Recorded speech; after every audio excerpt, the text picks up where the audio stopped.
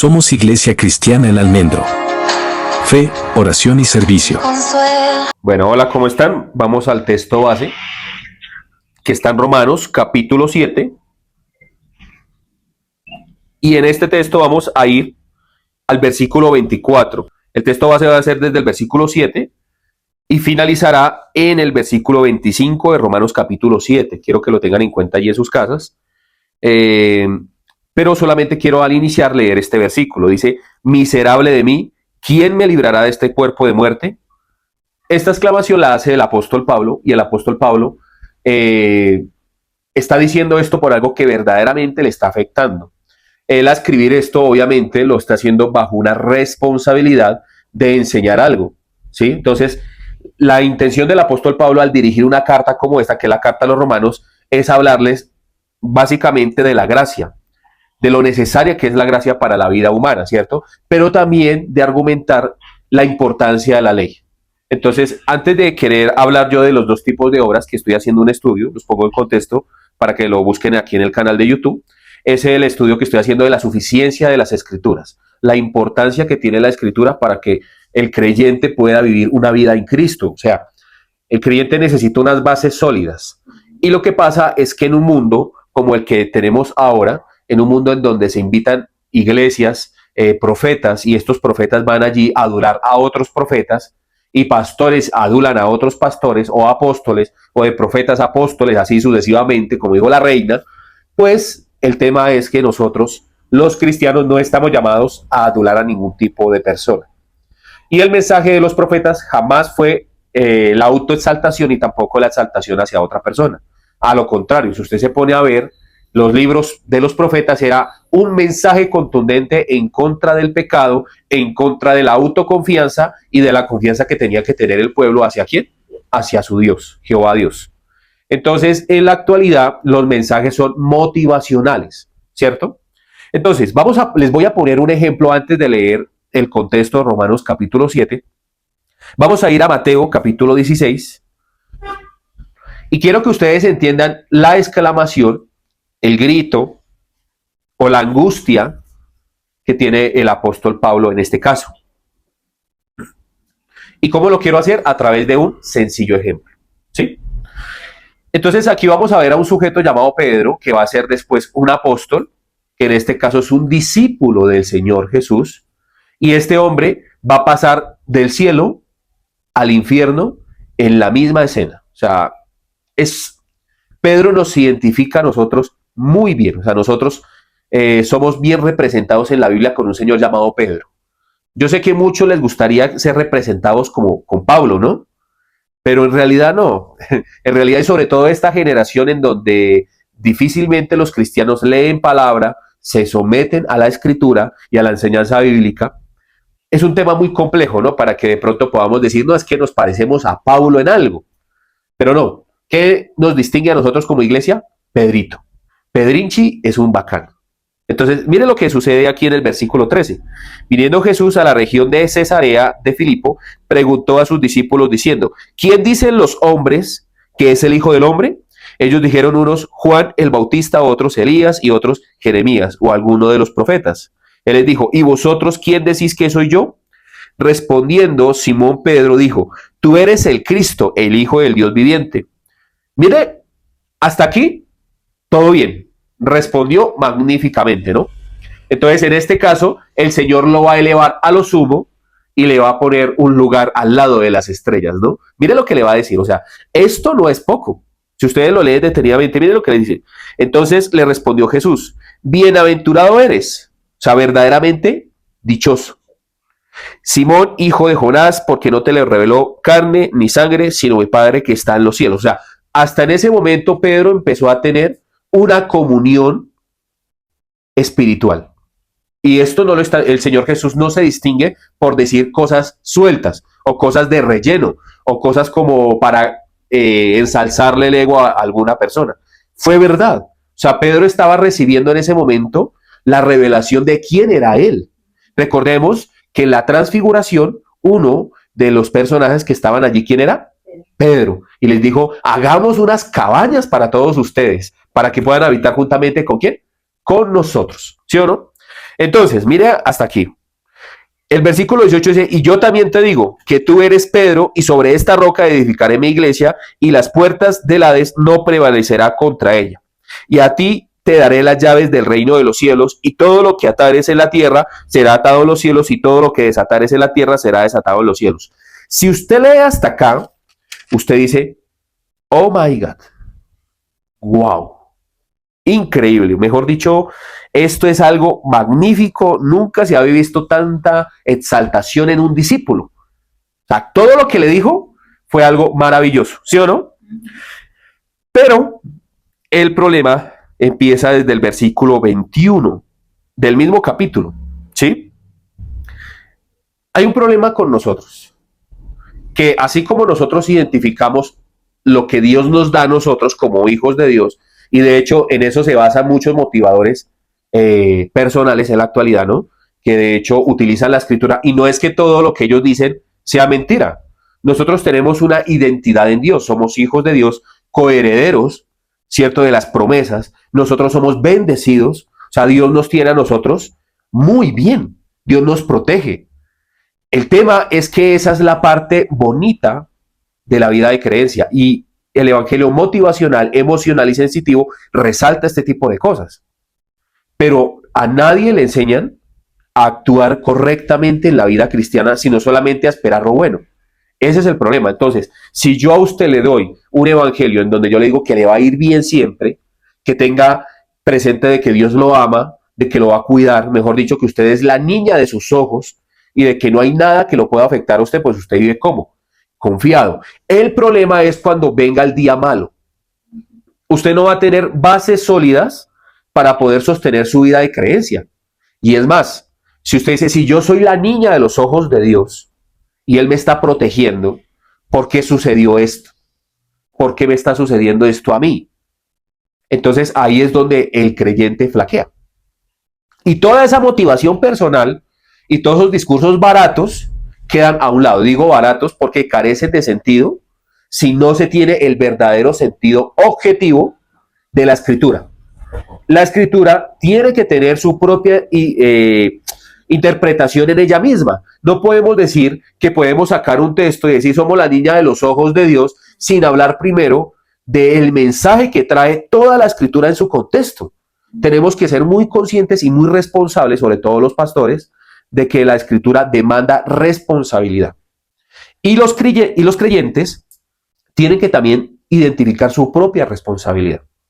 Esto no es solamente responsabilidad del pastor, es responsabilidad del creyente identificar un falso o un buen maestro. O sea, el Señor Jesús les dijo claramente, en los postreros tiempos vendrán falsos maestros, ¿cierto? Falsos mesías, falsos pastores, que serán asalariados y que no se preocuparán por las ovejas. La responsabilidad suya, ¿cuál es?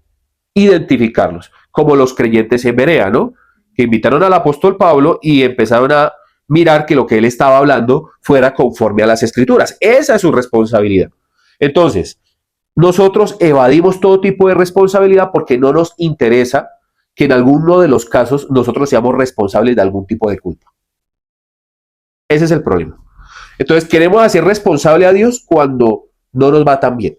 Porque hay muchos que nos dicen, oiga, pero si Dios nos dice que nosotros somos su real sacerdocio, su pueblo, y que Él nos guardará, y que incluso nosotros nos podemos votar, porque escrito está, sus ángeles mandará para que nuestro pie no tropiece en piedra. Entonces el Salmo 91 es mentira. No, el Salmo 91 no es mentira. ¿Sí? Pero hay que contextualizar todo lo que leemos. Ahí es donde hay un problema. Mire lo que le pasa a Pedro en esta situación. Pedro, un judío. Pedro, un hombre que conocía, porque tenían que conocer ¿qué?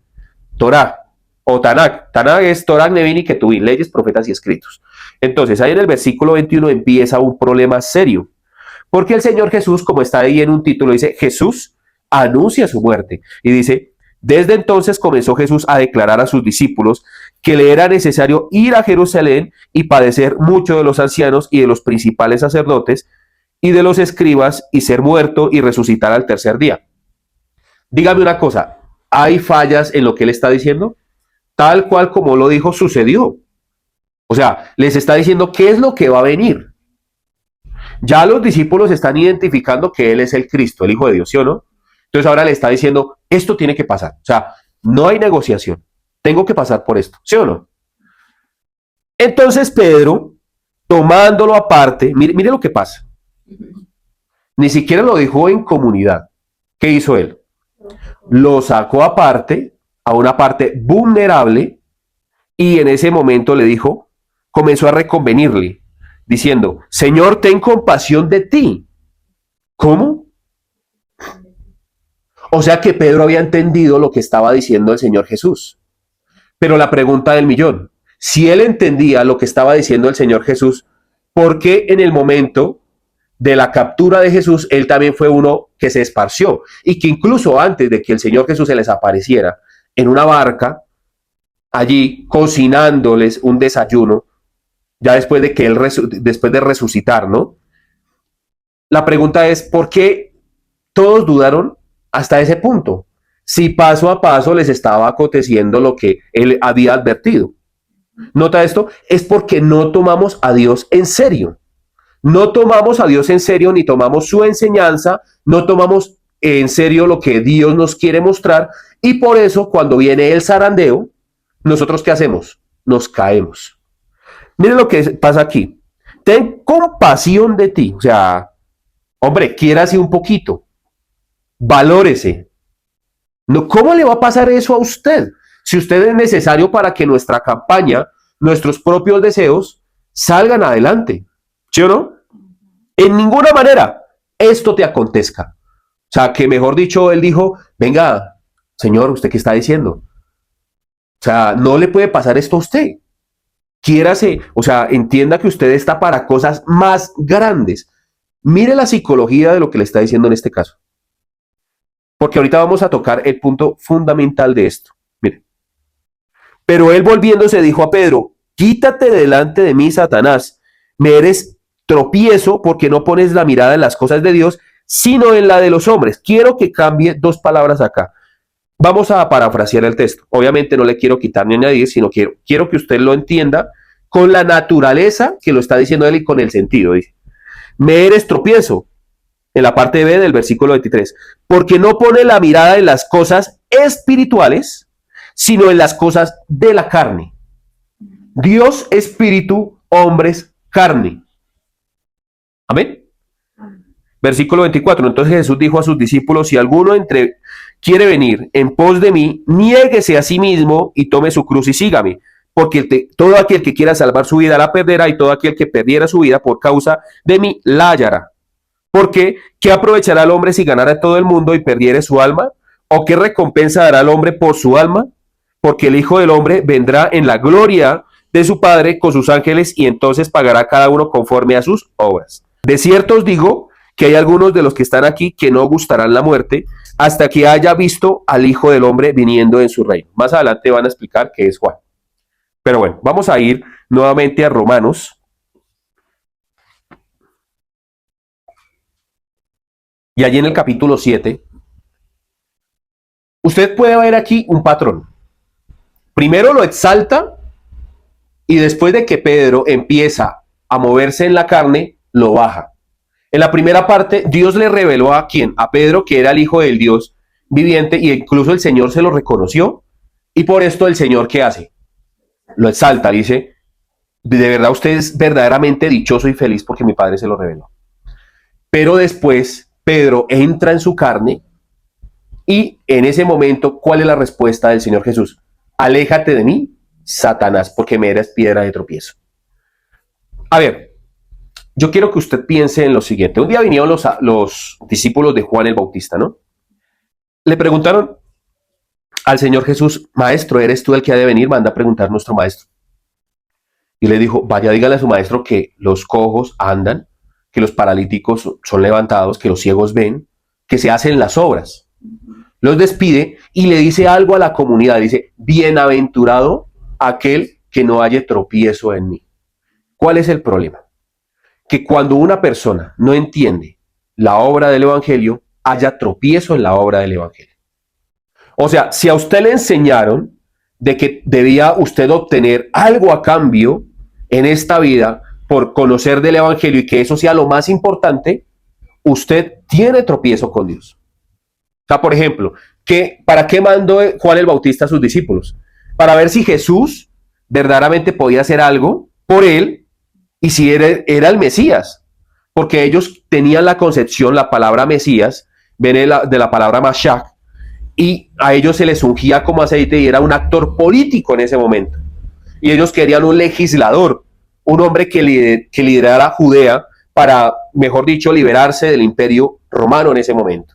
Pues el Señor no vino a hacer eso y estaba Juan el Bautista preso en una cárcel esperando que su muerte. Entonces, la pregunta de Juan el Bautista, venga, ¿usted es el Hijo de Dios? ¿Que usted en algún momento de su vida, cuando ha pasado por un momento difícil, usted no se ha preguntado si verdaderamente Jesús le ama o si Él existe? Es la pregunta. Pero ¿por qué usted hace esa pregunta? Porque usted considera de que usted debería estar bien frente a la situación. No de que usted mereciera estar en esa situación o porque usted de pronto en algún momento de su vida piensa de que usted, como es la niña de los ojos de Dios, no le debería estar aconteciendo esto tan malo. Entonces, si nosotros no maduramos en la fe, nosotros vamos a hallar tropiezo en Jesús. ¿Por qué? Porque Jesús no le vino a conceder a usted lo que a usted se le daba la regalada gana. Entienda, es lo principal en el Evangelio. Jamás Dios va a concederle a usted lo que usted ha deseado y anhelado. Esta semana, de hecho, estaba hablando yo con un hermano, que de hecho esta predicación va a salir por ahí para dentro de, imagino yo, 2 semanas, porque no le estoy colocando el culto ni la predicación en el mismo momento en el que se graba para que las personas se congreguen, vean la necesidad de congregarse. Yo hablaba con el hermano y el hermano me hablaba de eliminar o extirpar el mal del mundo. Entonces yo le decía, si Dios se pusiera a solucionar en su justicia cada situación mala que nosotros hacemos o que hace algún hombre malvado, definitivamente con Dios no se juega. Dios ya exterminaría la humanidad. Entonces, cuando usted mira, de hecho, desde Génesis capítulo 6 hasta Génesis capítulo 11, usted mira la multiplicación del mal en los seres humanos. Y el Señor Jesús mira y observa la maldad y dice estas palabras: mi espíritu no contenderá para siempre con el hombre. Acortó los años de vida del hombre para que el hombre no jodiera tanto, entiéndalo muy bien, no fastidiara tanto a los demás hermanos, ni tampoco estuviera molestando para siempre con Dios. Y le redujo la cantidad de años. Dijo, yo no me voy a incomodar a pelear para siempre con el hombre por la maldad del hombre. Lo que va a hacer es reducirle la cantidad de años y él pone un plan de salvación. De hecho, el plan de salvación ya iba en camino, que obviamente es el Salvador. Pero las personas viven pensando de que Dios tiene que solucionarles cualquier problema y que Dios tiene que solucionar el problema del mundo. Y de ahí nace el ateísmo. Entonces, Dios tiene que ser el que está aguantando un niño hambre por allá en Corea del Norte y Dios tiene que bajarse, darle unos nalgadas a Kim Jong-un, el chinito ese chistoso con toda esa cantidad de armas, y tiene que legislar allí en Corea del Norte. Pero entonces en Rusia se quejan y también tiene que ir a Rusia. Entonces en Nicaragua se quejan y tiene que ir a Nicaragua. No, entonces tiene que ir a Estados Unidos, no, tiene que volverse a España, no tiene que ir a este lado, tiene que ir a aquello, y Dios tiene que resolverle a cada persona sus problemas en particular. Imagínese donde Dios estuviera resolviéndole a usted todos los problemas. Ahora, imagínese aún más terrible donde Dios cumpla los deseos que hay en su corazón. En un corazón podrido, picho y pasado como el del ser humano. Son muy malos. Imagínese. ¿Cuántos deseos usted no tuviera? Mire, a ver, le pongo yo un caso.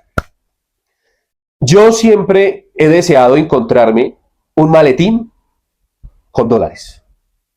O sea, voy por la calle. Y yo a veces me encuentro dinero. Soy de buenas para eso. De verdad. De verdad, yo soy muy de buenas para eso. Entonces yo siempre me encuentro 10,000, 20,000, 50,000. Entonces yo a veces con el billete en la mano digo, Señor, pero ¿para cuándo el maletín lleno de dólares? ¿Sí?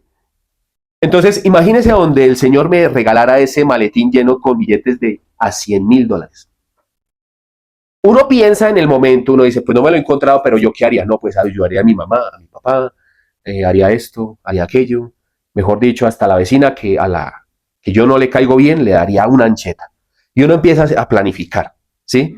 Otros pues dicen, no, pues yo cojo y monto una empresa y le doy empleo a todo el mundo, ¿sí? Otros dicen, no, pues yo me compro un carro, me empiezo a vestir bien. Otros dicen, no, es mejor guardarlo porque de pronto se aparece el dueño y yo me compro el carro, pues voy a quedar en evidencia de que yo me encontré el maletín, ¿sí o no?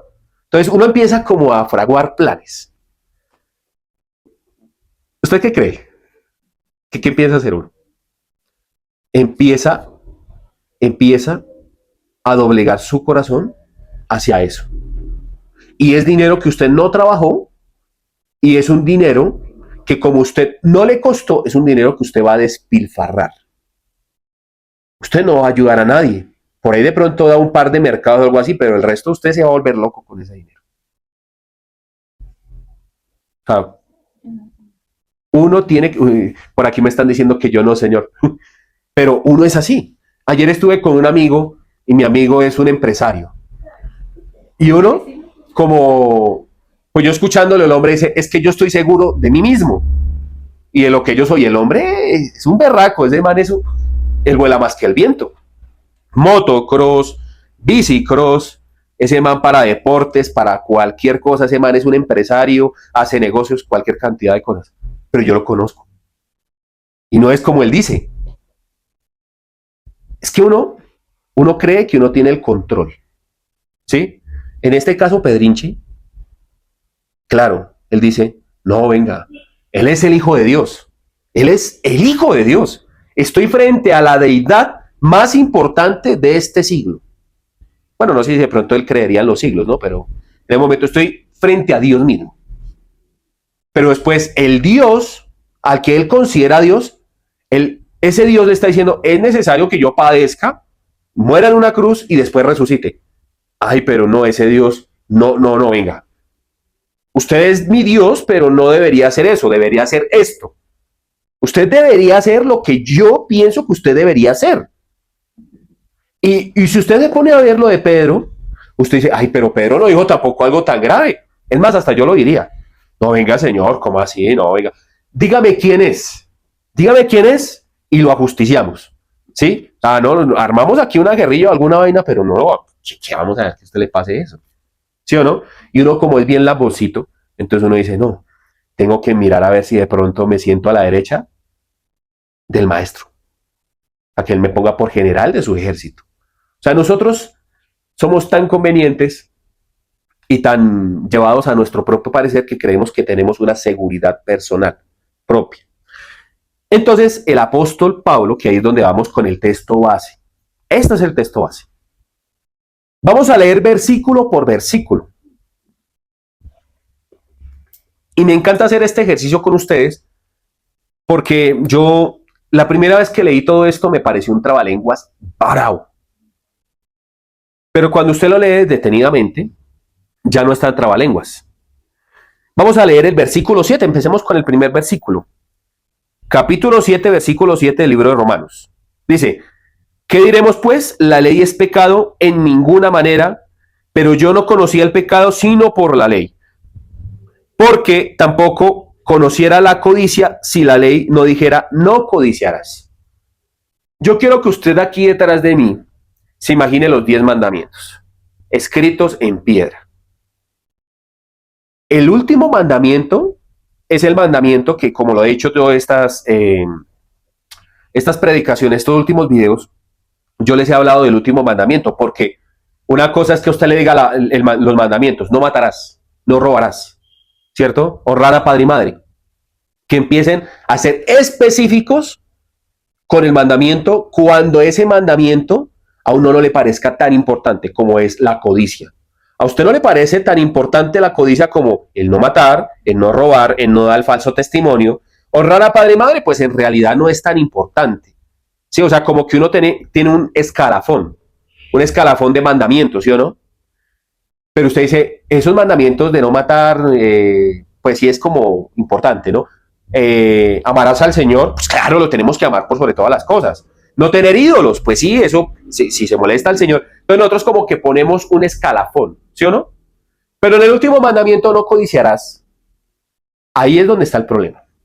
Porque ese mandamiento sí tiene una explicación y sí tiene una ampliación. Porque dijera, no codiciarás, ¿sí o no? Pero entonces, como Dios sabe cómo es el corazón del ser humano, ¿qué hace Dios?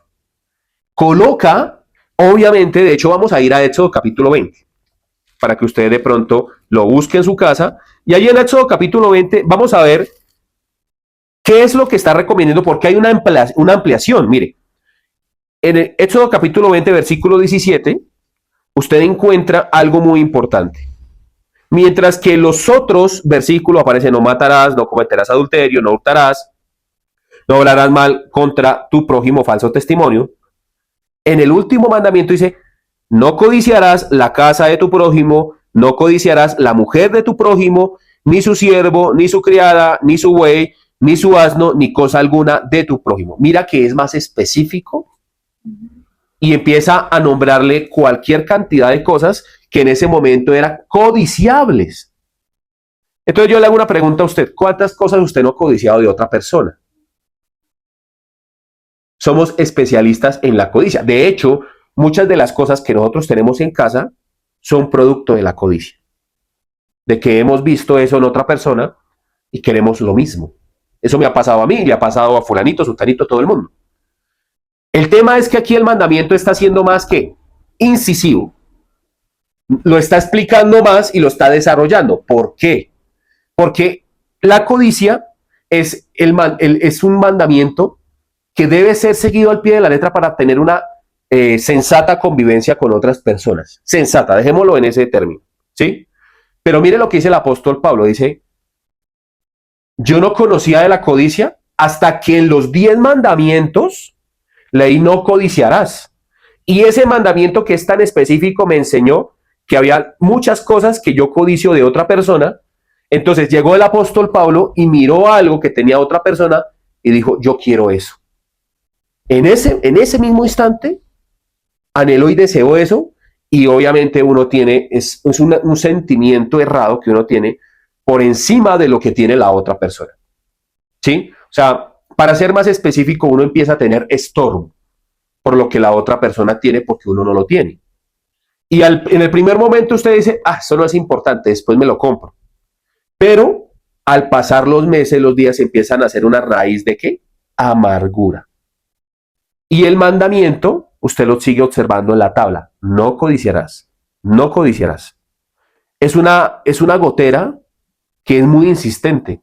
Y como yo lo dije en otra predicación, no hay algo más insistente y que rompe con más efectividad la roca que la gotera que cae insistentemente, valga la redundancia.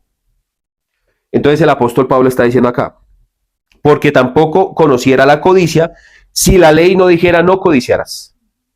¿Cierto? El versículo 8.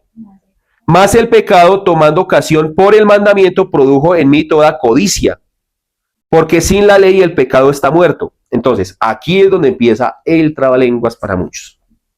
Quiero que le presten mucha atención a esto. Dice: más el pecado tomando ocasión por el mandamiento. Entonces, le está dando el vida al mandamiento. Note que aquí el mandamiento, el pecado, es un personaje. Quiero que usted ponga en su cabeza un personaje representando al pecado. Y dice acá: tomando ocasión por el mandamiento. Entonces es como si el pecado tuviera vida. Y dice: ay, leyó ese mandamiento, no codiciarás. Pero él incumple esto. ¿Sí o no? Produjo en mí toda codicia. O sea, que antes de leyó usted el mandamiento y en lugar de usted frenar la codicia, hay algo, o el pecado que está vivo, empieza a hacer, hacerlo usted codiciar más, codiciar más, codiciar más. O sea, por eso es que ese mandamiento es tan importante y es el último mandamiento, porque es en lo que más erramos nosotros. Usted no todos los días mata físicamente, de pronto sí mentalmente, pero físicamente no. Pero codiciar es algo que, mire, es una debilidad constante. Es a lo que yo me refiero. Dice acá: porque sin la ley el pecado está muerto. Entonces, ¿cuál es el problema? Que como ese personaje llamado pecado está vivo y uno lee el mandamiento, como que uno en lugar de frenarse, ¿uno qué hace? Uno empieza a insistir. Uno como que redobla los esfuerzos, o ese bicho llamado pecado, que está en uno, como que empieza a trabajar con más fuerza. Entonces, estos dos primeros versículos, usted dice, uy, pero esto es muy duro. O sea, que hay algo que dentro de mí, cada vez que yo me presento a justificarme delante de Dios como alguien bueno, como alguien que de verdad merecería los favores de Dios, como Pedrinchi, en este caso me está atacando, o sea, el pecado que mora en mí, y me está haciendo o me está sugiriendo, me está indicando o me está llevando a hacer cosas que yo no debería de hacer. La pregunta del millón, ¿Pedro pensó lo que dijo después? No. Pero era lo que él quería comunicar, lo que había en su corazón. Entonces, así no lo haya pensado, para Dios, para Jesús y para el Espíritu Santo, esta es obra del pecado que mora en ¿dónde? En él. Versículo 9. Mire esto. Y yo sin la ley vivía en un tiempo, pero venido el mandamiento, el pecado revivió y yo morí. Nota por qué es un trabalenguas. Entonces aquí dice que en algún momento él vivía sin la ley. Y aparentemente, porque más adelante lo va a desmentir, como que él, no porque se contradijese, o sea, él vivía sin esa conciencia de que estaba haciendo lo malo, es lo que está tratando de decir acá. Eso puede ser en su niñez o en su juventud, y él decía, esto no es tan importante, pero llega el momento en donde las propias acciones como que lo llevan a uno ¿a dónde?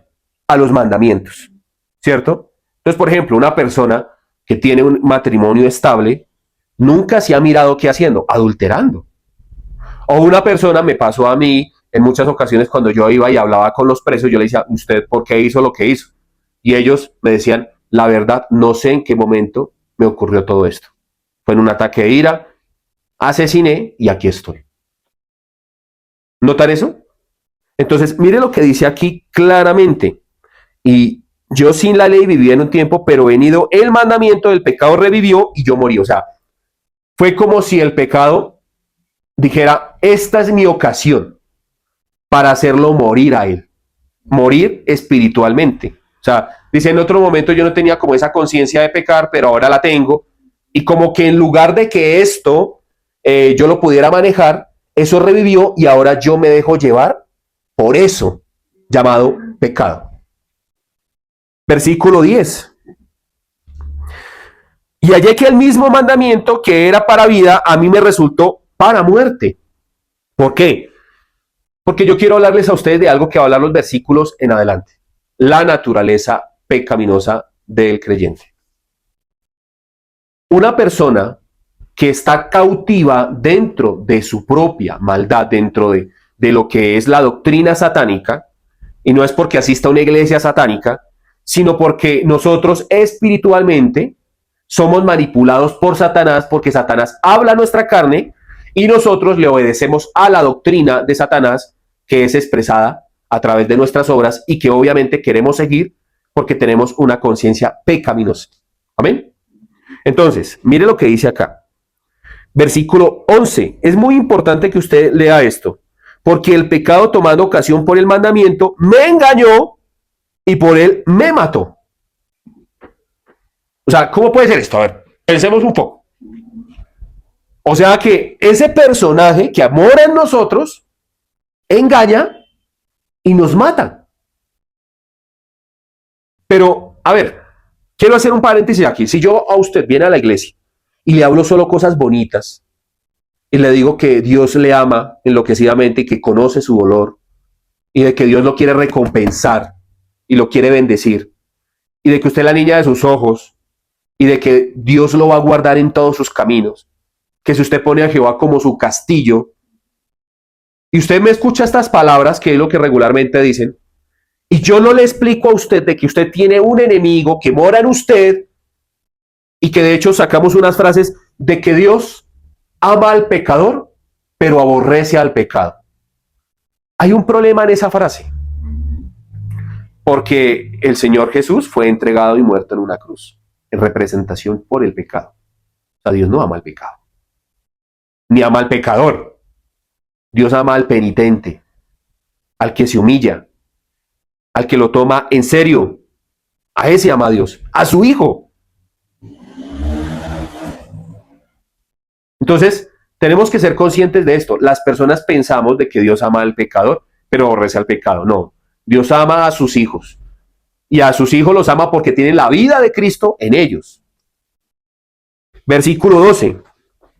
De manera que la ley a la verdad es santa y el mandamiento santo, justo y bueno. O sea, la ley en sí es buena. Toda. ¿Por qué? Porque la ley se hizo para guardar al ser humano, del mismo ser humano. Y la ley se hizo para que el ser humano contemplara a su creador. El primer mandamiento, ¿cuál es? Amarás al Señor tu Dios por sobre todas las cosas.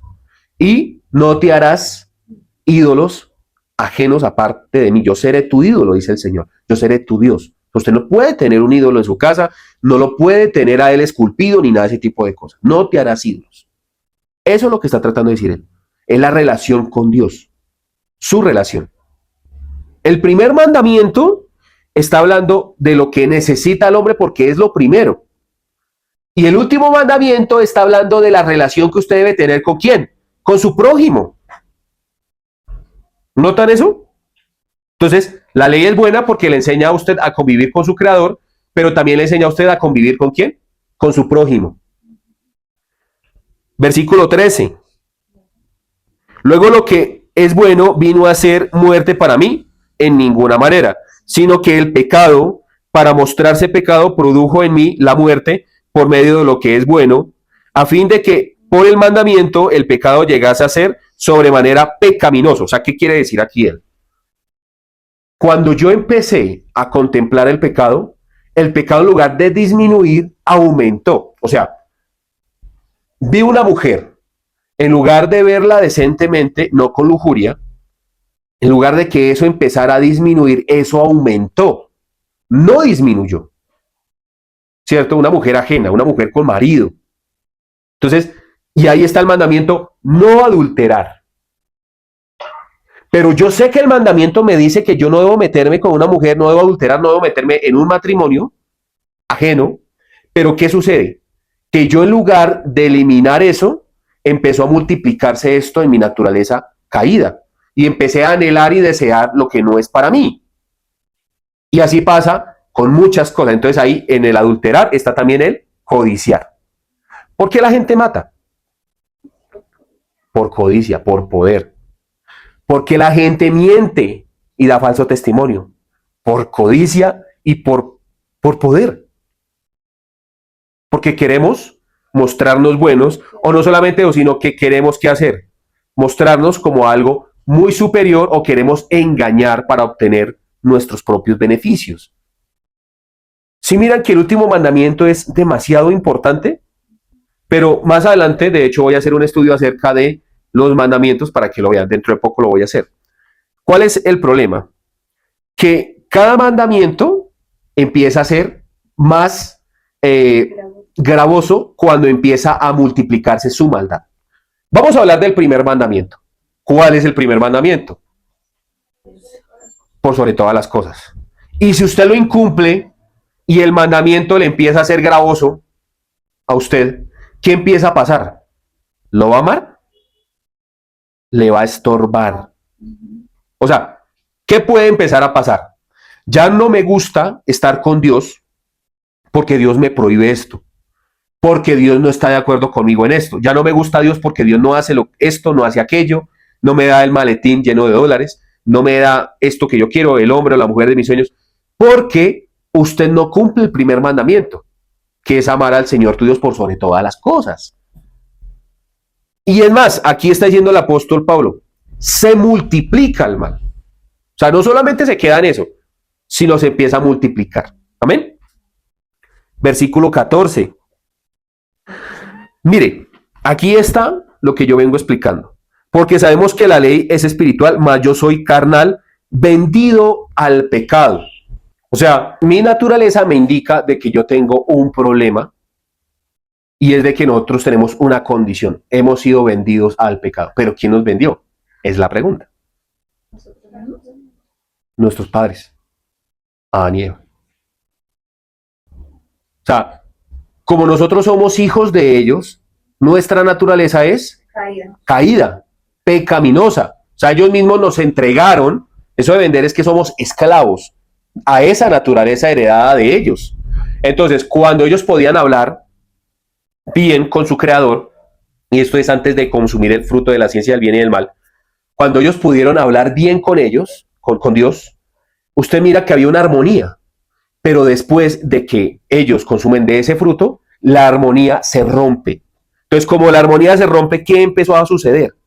Las personas ya no pudieron ver a Dios de la misma manera. De hecho, ya no era evidente, no era algo como les digo yo. Nosotros, puede que Dios esté en muchas situaciones de nuestra vida, o sea, obviamente Dios está en todo lugar, pero puede que Él se manifieste a nuestro alrededor vívidamente, o sea, que Él esté acá y que sea más real que nosotros, pero nosotros, como tenemos un sesgo por nuestra naturaleza, no lo podemos ver aquí en este momento. Pero Él dijo, en donde dos o más están reunidos en mi nombre, allí yo estaré. O sea, que Él está acá, pero nosotros tenemos una conciencia dañada. Entonces, ahí es donde está el tema. Quiero que usted evalúe su conciencia. Entonces, mire lo que dice. Mi condición de pecador me engañó y me mató. Y aquí está diciendo que fuimos vendidos al pecado. Entonces, no podemos ver a Dios porque nosotros tenemos esa condición. Cuando el Señor venga en su gloria y nos lleve juntamente con Él, lo podemos ver a Él porque nos dará a nosotros unas vestiduras completamente diferentes que serán su santidad. Y no solamente eso, sino que nuestra manera de percibir las cosas y de ver las cosas va a cambiar. Pero mientras estemos aquí en esta vida, nosotros vamos a ver todo filtrado. ¿Por qué? Pues nuestro sí mismo. Mientras Pedro pudo ver el Mesías y escuchar y entender que era el Hijo de Dios, en ese momento fue exaltado. Pero cuando trató de reconvenir a Dios de que rescatara, o sea, a Jesús, de que rescatara su propia vida y que tuviera compasión de ella misma, ¿qué sucedió? Le dijo, aléjate de mí, Satanás. O sea, la doctrina le está diciendo, aléjate de mí, Satán. O sea, está diciendo, no a Pedro, sino a lo que lo está guiando a él. Entiendan esto. Entonces, si su condición de pecado lo engaña y lo mata y no le permite ver a Dios, y aún así usted está siendo vendido al pecado desde su nacimiento, ¿qué le hace a usted pensar que usted es confiable para usted mismo? Una de mis mayores batallas, yo siempre lo he dicho y lo digo, yo no me puedo confiar en mí mismo. No puedo hacerlo. Mire, han habido situaciones en donde yo confío en mí mismo y la termino embarrando, regando. Ya me ha pasado. Mi debilidad, como todo hombre, son las mujeres. Esa es la realidad. Mi debilidad es esta. Cuando yo veo a una mujer, y esto me ha pasado en muchas ocasiones, a veces las observo de más.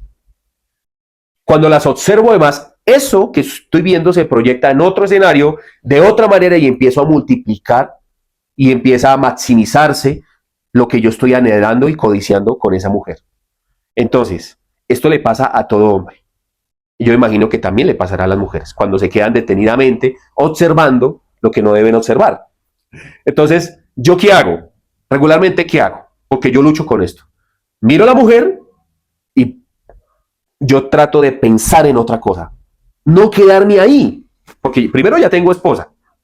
Y segundo, soy consciente de que si yo dejo llevar mi vida pecaminosa, mi pensamiento, pues lo primero que va a hacer es serle infiel. Y así con muchas otras cosas. Yo estuve con un amigo que el hombre pues tiene dinero, tiene formas económicas y el hombre tiene de todo. Entonces si yo me pongo ahí a observar lo que él tiene y empiezo a anhelarlo, entro en la codicia. Y ya me va a parecer muy poco lo que yo tengo. Y de ahí eso empieza a multiplicarse hasta generar una raíz de amargura. Y un mandamiento incumplido empieza a quebrar los otros. Eso es así. Por lo menos el primer mandamiento lo empieza a quebrar. Entonces, usted empezó a codiciar y ya no ama a Dios por sobre todas las cosas. Porque ahora ama lo que tiene el prójimo. Noten, o sea, es que ese es el problema de nosotros. No observamos. Entonces, el apóstol Pablo, cuando empieza a decir, miserable de mí, es porque él dice, soy verdaderamente ruin. Se pone en su lugar y dice, soy una basura. Amén. Entonces, vamos a ir ahí mismo al versículo 15 al 17. Miren lo que dice acá. Porque lo que hago no lo entiendo. ¿Cómo? Porque lo que hago no lo entiendo. No entiendo por qué estoy haciendo esto, pero lo estoy haciendo. Hay algo que me impulsa que no soy yo. Mire, pues no hago lo que quiero, sino lo que aborrezco, eso hago. Pero quiero hacerles una aclaración acá. Esto es hablándolo un creyente genuino. O sea, Pablo. Porque hay gente que sí quiere hacer lo que hace. Entonces aquí el apóstol Pablo está diciendo, esto que a veces hago, no lo quiero hacer. Me aborrezco, siento asco de mí por lo que estoy haciendo. Me siento, mire, cuando usted entiende la palabra miserable, no solamente es triste o avergonzado, sino esa palabra quiere decir muchas cosas. Sucio, tacaño, mejor dicho, encontré una cantidad de adjetivos que viene de la palabra miserable, pobre, arrastrado, ruin. Él está diciendo, soy malo. Mira lo que está diciendo acá. Versículo 16. Y si lo que no quiero, esto hago, apruebo que la ley es buena, ¿qué será?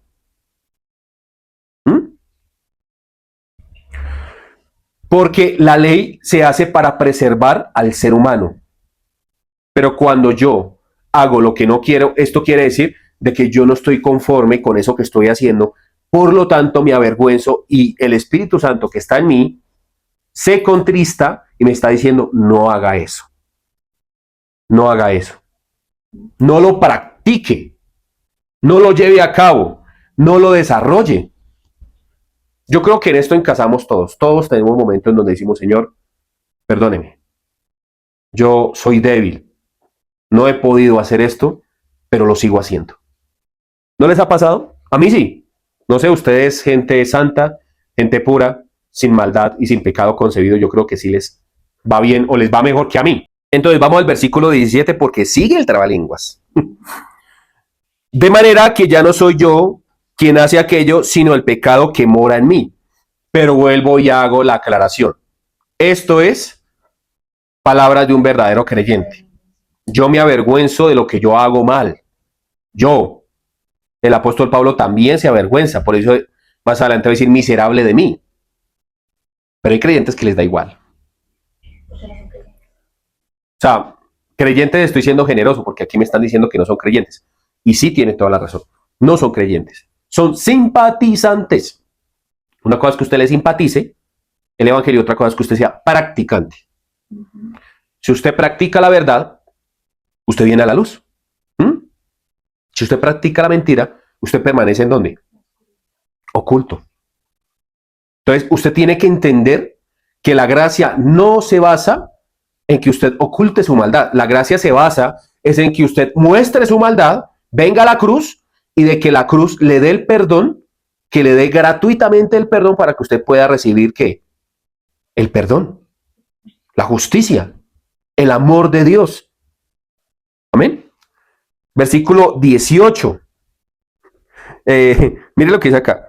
Y yo sé que en mí, esto es en mi carne, no mora el bien. Porque el querer el bien está en mí, pero no el hacerlo. Porque no hago el bien que quiero, sino el mal que no quiero, eso hago. Imagínense. Y si hago lo que no quiero, ya no lo hago yo, sino el pecado que mora en mí. Esto aplica solamente en un verdadero creyente. Si usted siente placer cuando está haciendo lo malo o le da lo mismo, evalúe su vida de creencia, porque no es creyente.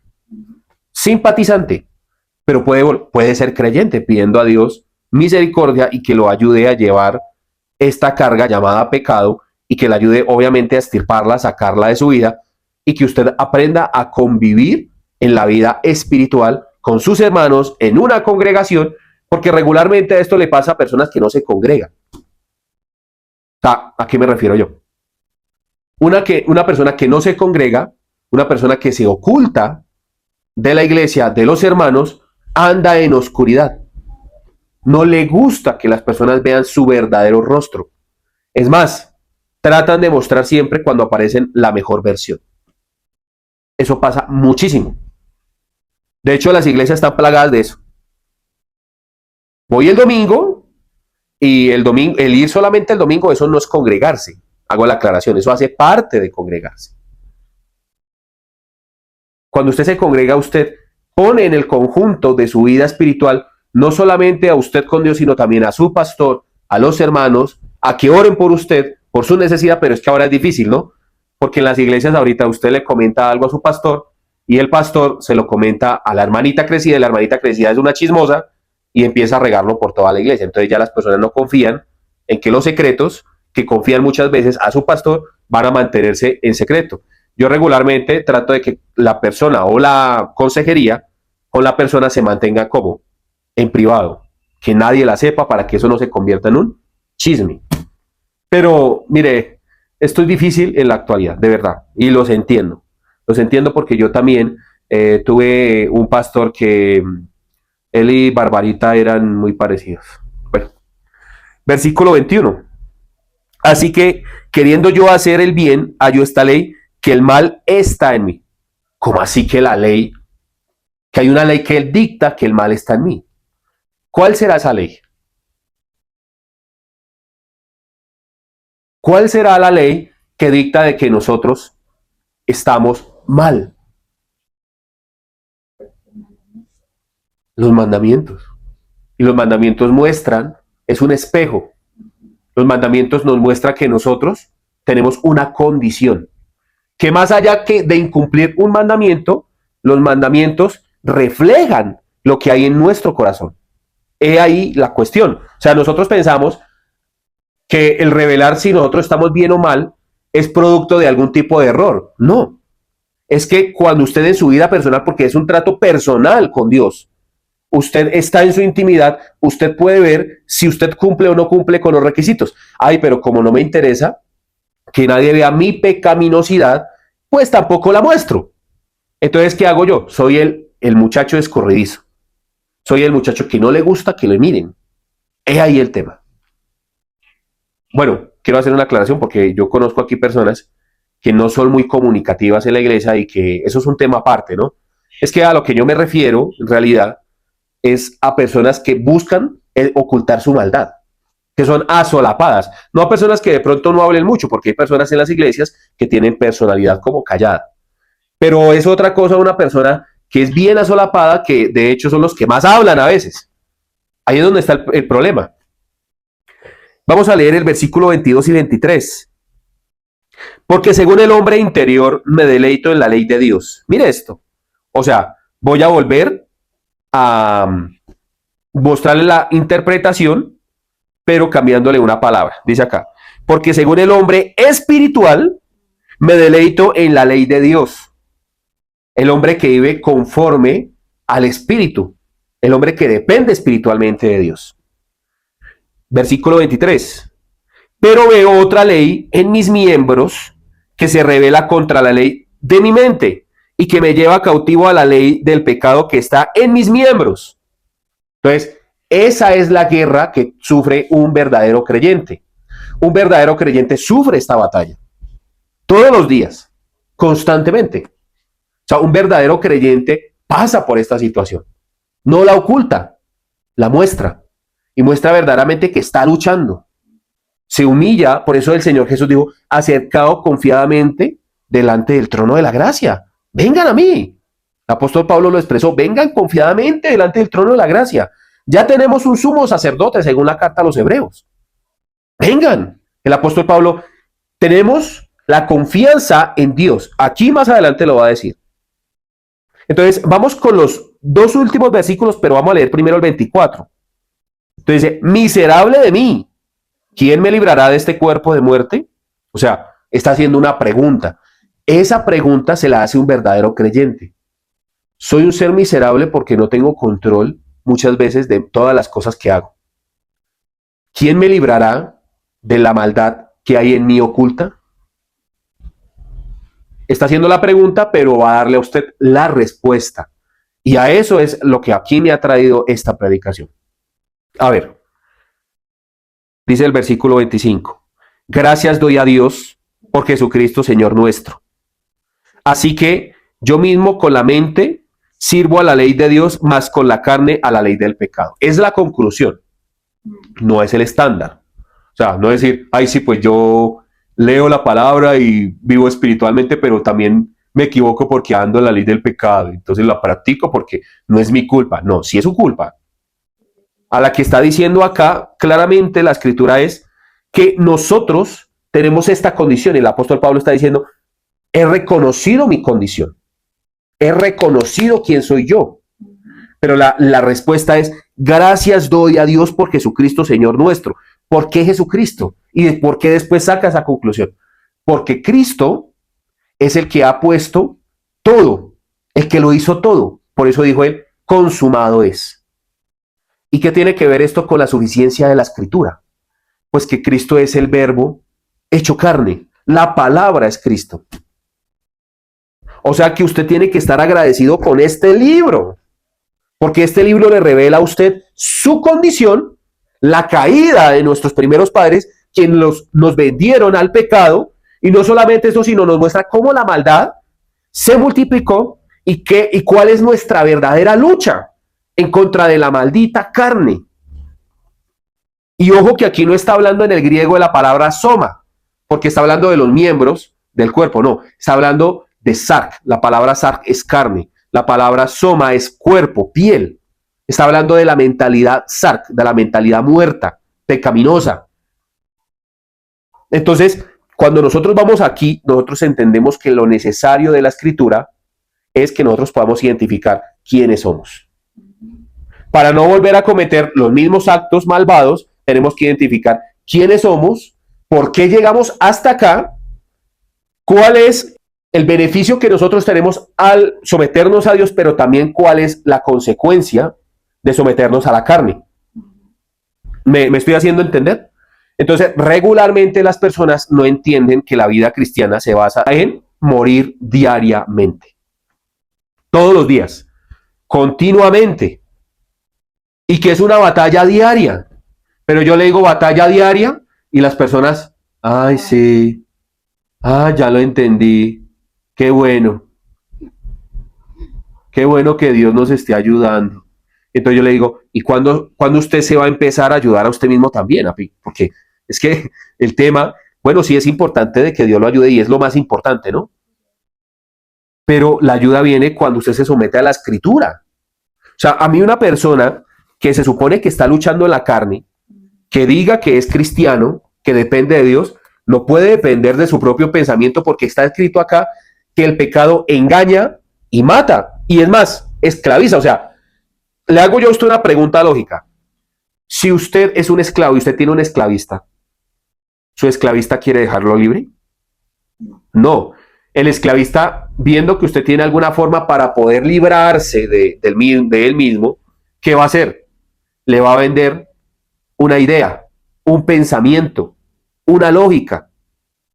Entonces, el pensamiento que está esclavizado lo va a llevar a usted a comprender no lo correcto, sino lo incorrecto en Dios. Quiero que entiendan esto. Entonces, es la misma doctrina de Satanás. ¿Con qué Dios te dijo? Su sí mismo, su mente, le va a decir que Dios dijo esto. No. O sea, Dios no tiene problema con eso. A Dios ¿cómo se va a incomodar con que usted deje de leer la palabra? No, Dios entiende. Además, estamos en la época de la gracia. Ese predicador Fabián sí es fastidioso, mano. O sea, yo antes vivía, mejor dicho, ahí el apóstol Pablo dijo, yo antes vivía bien cuando no conocía la ley. Pues si vivamos en ignorancia, vivamos chévere, sabroso en ignorancia, y no nos pongamos a estudiar, no nos pongamos a buscar a Dios a través de la escritura, porque qué rico es vivir en la ignorancia. Pero el problema es que a usted no le han explicado que usted va a ser juzgado, no solamente por la ley de los 10 mandamientos, sino también por la condición heredada por sus antepasados Adán y Eva. Y solamente aquella persona que se somete a Cristo y a su palabra es aquella persona que hereda la salvación gratuitamente. Pero Fabián, no es gratuito cuando yo estoy leyendo. ¿Por qué no? Cuando usted lee, usted está conociendo cuál es la voluntad de su Padre. Es que la intención de la Escritura nunca ha sido el someterlo a usted a una obediencia que no sea buena. La intención de la Escritura es someterlo a la obediencia en Cristo Jesús, a que usted entienda lo que Él le quiso manifestar desde un inicio, que usted entienda el consumado es, que usted entienda cómo es vivir una vida plena en el Espíritu y que usted aprenda a morir diariamente. Para eso usted lee. Usted no está pagando nada con que usted lea el libro. Es por gracia, gratuitamente. El hecho de que usted esté haciendo una obra como leer la Escritura es para ayudarse. Pero tiene que ayudarse, amigo, porque es que ahí es donde está el problema. Quiero que usted evalúe lo que acabamos de estudiar. Lea estos textos detenidamente y usted se va a dar cuenta que le va a encontrar la lógica. La lógica de todo esto que dijo el apóstol Pablo es: yo soy un ser miserable porque tengo una condición pecaminosa con la cual he tratado de luchar, pero a veces no hago lo que yo quiero, sino que a veces me gana la carne. No soy practicante del pecado, lucho contra el pecado, pero a veces me vence. Una cosa es que usted vaya por una vía y que usted no se fije en el hueco que está por pisar y que usted caiga allí. Y otra cosa es que usted al día siguiente pase por el mismo lado y usted encuentre placer en caerse en el mismo hueco. Ahí ya usted se convierte en practicante del pecado. La otra semana vamos a estar hablando de los dos tipos de obras. Espero que nos siga, que comparta este mensaje, que le dé like, y de verdad, compartiendo este mensaje, usted nos puede ayudar a sacar muchas personas de la ignorancia bíblica, ya que usted sabe que las iglesias de la prosperidad, iglesias del emocionalismo, pululan. Entonces espero que por favor nos acompañe allí, comparta nuestro contenido. Con esto el algoritmo de YouTube nos mostrará a muchas más personas y podemos estar haciendo la obra de Dios, que es compartir el evangelio a toda criatura, a todo ser humano que desee Dios manifestarle su palabra. Somos Iglesia Cristiana El Almendro, Fe, Oración y Servicio. Bendiciones, shalom. Te invitamos a que nos visites en nuestras redes sociales, comentes, compartas y dale me gusta. Nos encuentras en Facebook como Iglesia Cristiana El Almendro, Instagram El Almendro Iglesia, YouTube Iglesia Cristiana El Almendro y TikTok Iglesia El Almendro.